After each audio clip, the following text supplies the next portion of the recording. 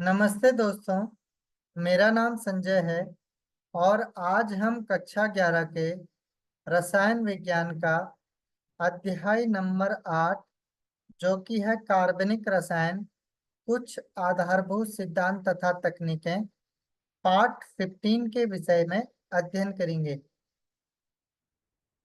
इस वीडियो में हम जो टॉपिक पढ़ने वाले हैं वो इस प्रकार हैं: कार्बनिक अभिक्रियाएं और उनकी क्रियाविधियां एवं कार्बनिक यौगिकों के शोधन की विधियां। तो सबसे पहले हम समझ लेते हैं कार्बनिक अभिक्रियाएं और उनकी क्रियाविधियां। कार्बनिक अभिक्रियाओं को निम्नलिखित वर्गों में वर्गीकृत किया जा सकता है, जो कि है प्रतिस्थापन अभिक्रियाएं, संकलन यानी योगज अभिक्रियाएं, विलोपन अभिक्रियाएं एवं पुनर्विन्यास अभिक्रियाएं। इन अभिक्रियाओं को हम पिछली कक्षाओं में पढ़ चुके हैं। तो अब हम पढ़ते हैं कार्बनिक यौगिकों के शोधन की विधियां। किसी प्राकृतिक स्रोत से निष्कर्षण अथवा प्रयोगशाला में संश्लेषण के पश्चात कार्बनिक यौगिक का शोधन आवश्यक होता है। शोधन के लिए प्रयुक्त विभिन्न विधियों का चुनाव यौगिक की प्रकृति तथा उसमें उपस्थित अशुद्धियों के अनुसार किया जाता है। शोधन के लिए साधारणतः निम्नलिखित विधियां उपयोग में लाई जाती है, जो कि है ऊर्ध्वपातन, क्रिस्टलन, आसवन, विभेदी निष्कर्षण एवं वर्ण लेखन या क्रोमेटोग्राफी। तो सबसे पहले हम समझ लेते हैं ऊर्ध्वपातन या सब्लिमेशन क्या होता है। ठोस पदार्थ गर्म करने पर बिना द्रव अवस्था में आए वाष्प में परिवर्तित हो जाते हैं। उपरोक्त सिद्धांत पर आधारित शोधन तकनीक को ऊर्ध्वपातन कहते हैं। यानी किसी ठोस पदार्थ को अगर हम गर्म करते हैं तो वह बिना द्रव अवस्था में आए सीधे वाष्प में परिवर्तित हो जाता है। इस सिद्धांत पर आधारित शोधन तकनीकें जो हैं वो ऊर्ध्वपातन के अंतर्गत आती है। इसका उपयोग ऊर्ध्वपातनीय यौगिकों का दूसरे विशुद्ध यौगिक जो कि ऊर्ध्वपातनीय नहीं होते हैं से पृथक करने में होता है। अब हम समझते हैं क्रिस्टलन। यह विधि कार्बनिक यौगिक तथा अशुद्धि की किसी उपयुक्त विलायक में इनकी विलेयताओं में निहित अंतर पर आधारित होती है। अशुद्ध यौगिक को किसी ऐसे विलायक में घोलते हैं जिसमें यौगिक सामान्य ताप पर अल्प विलेय होता है, परंतु उच्चतर ताप पर यथेष्ट मात्रा में वह घुल जाता है। तत्पश्चात विलयन को इतना सांद्रित करते हैं कि वह लगभग संतृप्त हो जाए। विलयन को ठंडा करने पर शुद्ध पदार्थ क्रिस्टलित हो जाते हैं, जिसे निस्यंदन द्वारा पृथक कर लेते हैं। तो इस प्रकार की विधि का उपयोग जब हम अशुद्ध यौगिक एवं शुद्ध यौगिक को पृथक करने के लिए करते हैं तो वह क्रिस्टलन कहलाता है।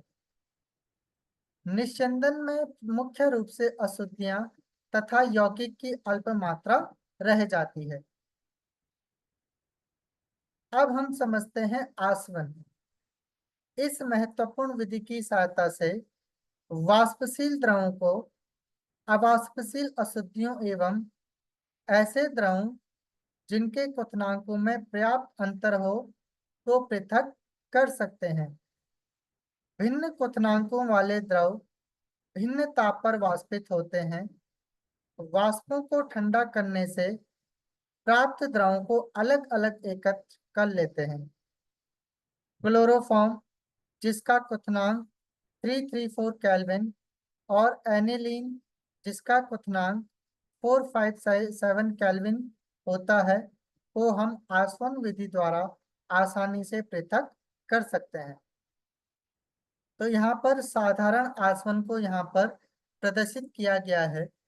यहाँ पर एक गोल पैंदे का फ्लास्क होता है। इसमें जो मिश्रण होता है शुद्ध एवं अशुद्ध यौगिक का, वो यहाँ पर मिला होता है। अब सबसे पहले हम बर्नर की सहायता से इस मिश्रण को गर्म करते हैं। इस मिश्रण में ऐसे घटक हैं जिनके क्वथनांकों में पर्याप्त अंतर होता है। तो जिसका क्वथनांक जो होता है वो कम होता है, वह पहले वाष्पित हो जाता है और उसकी वाष्प को हम संघनित करके अलग पात्र में जमा कर लेते हैं और इस प्रकार से हम दोनों द्रवों को अलग कर लेते हैं और इस विधि को कहा जाता है साधारण आसवन। अब हम समझते हैं प्रभाजी आसवन। दो द्रवों के क्वथनांकों में पर्याप्त अंतर न होने की दशा में उन्हें साधारण आसवन द्वारा पृथक नहीं किया जा सकता। ऐसे द्रवों के वाष्प इसी ताप परास में बन जाते हैं तथा साथ साथ संघनित हो जाते हैं। ऐसी दशा में प्रभाजी आसवन की तकनीक का उपयोग किया जाता है।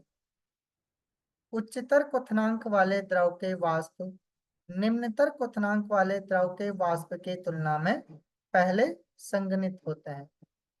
तो जिनका क्वथनांक उच्चतर होता है वो निम्नतर क्वथनांक वाले द्रव की तुलना में पहले संघनित हो जाते हैं।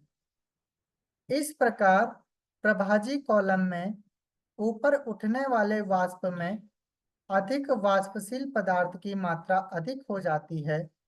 प्रभाजी कॉलम के शीर्ष तक पहुंचते पहुंचते वाष्प में मुख्यतः अधिक वाष्पशील अवयव ही रह जाता है। तो यहाँ पर विभिन्न प्रकार के प्रभाजी कॉलमों को यहाँ पर प्रदर्शित किया गया है, जिसमें से पहला है साधारण संकुलित कॉलम। और यहाँ पर जो है वो कांच के मनके या कांच के टुकड़े का यहाँ पर प्रयोग किया जाता है इस प्रकार के कॉलम में। जबकि दूसरे कॉलम में जो है वो बुदबुदे प्लेट कॉलम है। तो इस प्रकार हम इन दोनों कॉलम का उपयोग या इन दोनों प्रभाजी कॉलम का उपयोग कर सकते हैं। यहाँ पर प्रभाजी आसवन को यहाँ पर प्रदर्शित किया गया है, जिसमें निम्न क्वथनांक प्रभाज की वाष्प कॉलम के शीर्ष तक पहले पहुंचती है, तत्पश्चात उच्च क्वथनांक की वाष्प पहुंचती है। तो यहाँ पर जो वाष्पित होने वाला तरल है उसको यहाँ पर जो है गोल शंक्वाकार बीकर में रख दिया जाता है और बर्नर की सहायता से इसको गर्म कर लेते हैं।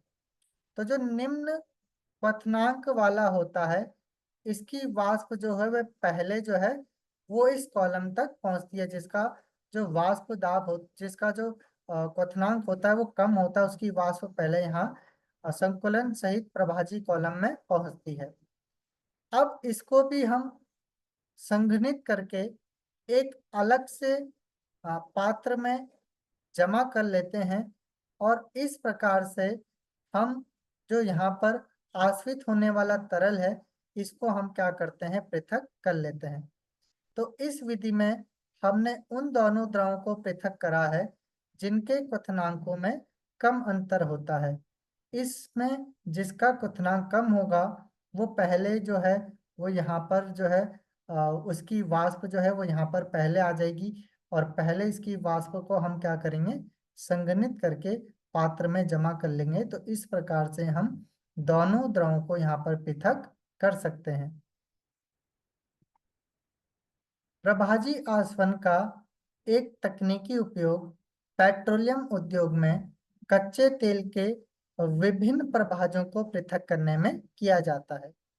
इसके अतिरिक्त निम्न दाब पर आसवन, तो निम्न दाब पर जो आसवन होता है यह विधि उन द्रवों के शोधन के लिए उपयुक्त की जाती है जिनके क्वथनांक अति उच्च होते हैं अथवा जो अपने क्वथनांक या उनसे भी कम ताप पर अपघटित हो जाते हैं।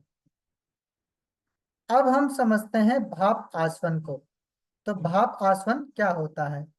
यह तकनीक उन पदार्थों के शोधन के लिए उपयुक्त की जाती है जो भाप वाष्पशील हो परंतु जल में अमिश्रणीय हो। तो यहाँ पर हम उन पदार्थों के शोधन के लिए इसका उपयोग करेंगे जो वाष्पशील तो हो परंतु जो है जल में अमिश्रणीय हो।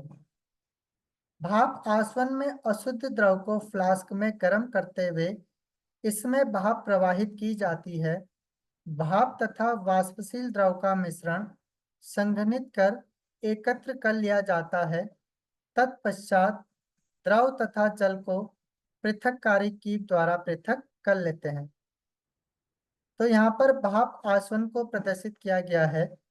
भाप वाष्पशील अवयव वाष्पित होकर संघनित में संघनित होता है, तब द्रव को शंखाकार फ्लास्क में एकत्रित कर लिया जाता है।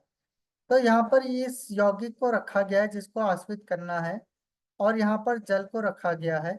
इन दोनों को बर्नर की सहायता से गर्म करते हैं और जल की जो भाप है उसको इस यौगिक में प्रवाहित करते हैं, जिसमें जो कार्बनिक यौगिक होता है वो जो जल की वाष्प होता है, जल की वाष्प के साथ ये भी वाष्पित हो जाता है। और उसके बाद जो दोनों की वाष्प होती है जल एवं कार्बनिक यौगिक की, ये इन दोनों को हम संघनित करके यहाँ फ्लास्क में एकत्रित कर लेते हैं।